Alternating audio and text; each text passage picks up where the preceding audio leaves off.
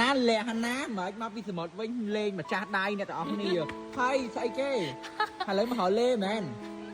អូយអ្នកទាំងអស់គ្នាអត់នឹកស្មានថាសារ៉ាដល់ថ្នាក់នឹងសោះហ្មងណាខ្ញុំពាក់ស៊ីសេទៅសមុទ្រមួយថ្ងៃអ្នកទាំងអស់គ្នាខ្ញុំគឺរត់លេហើយអត់កើមកវិញហៅលេហ្នឹងហ៎និយាយទៅទោះបីជាខំមិនដែលប៉ុណ្ណាក៏អ្នកទាំងអស់គ្នាចាធម្មតាអ្នកទាំងអស់គ្នាឃើញផុតរូបស្អាតចឹងតែស្អីគឺខ្ញុំខំឃ្លុំណាស់ដើម្បីពាក់ស៊ីសេទៅសមុទ្រអ្នកទាំងអស់គ្នាកុំឲ្យខ្វះក្តាមខ្វះខ្យងណាសាហាវត្រឡប់ហ្មងអ្នកទាំងអស់គ្នាឈប់តារាហើយឥឡូវតាមមកអំពីរកេះលេអីចៃបានទៀតណាហើយមកពីកប៉តអីមកពីសមុទ្រវិញភ្លាមលេចូលស្តុកភ្លាមមកតារាចូលស្តុកពីថ្ងៃឯងតែខ្ញុំថាខ្ញុំរវល់នៅកងមកអូអ្នកទាំងអស់គ្នាមកភ្លៀងតែកូនណាធ្វើសកម្មខ្លាំងណាស់ដោយសារកូនណាត្រូវលេមីសអ្នកទាំងអស់គ្នាខ្ញុំមើលលេមីសថ្ងៃឡើងខ្ញុំក៏អត់ភាក់អូយើងអត់ធ្វើសកម្មខ្លាំងគាត់យើងបំពន់ស្បែកឡើងវិញជាមួយនឹងអត់មានវិញចឹងអ្នកទាំងអស់គ្នាដោយសារអីបើសិនជាស្បែកយើងត្រឡប់មកស្អាតតិចតួចខុសពីមុនទេអ្នកទាំងអស់គ្នានេះចា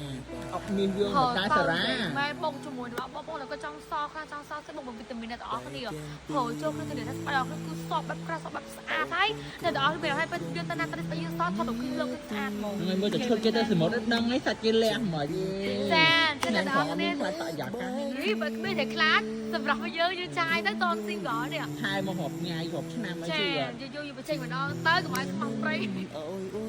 អូខេបងប្អូនឥឡូវនេះបានជាមួយនឹងចាប្រែមីគឺសុខមកដល់គ្នាលេអត់មានចាចាំបាច់ឲ្យសស្អាតសបាត់ក្រាស់ស្វែងរកមានគុណភាពល្អក៏ពេលប្រាជាមួយលេអត់មានប្រែមីដល់អស់គ្នាចាល្អព្រោះខ្លាំងមិនតិចទៀតតែកាន់តែប្រាស់កាន់តែសស្អាត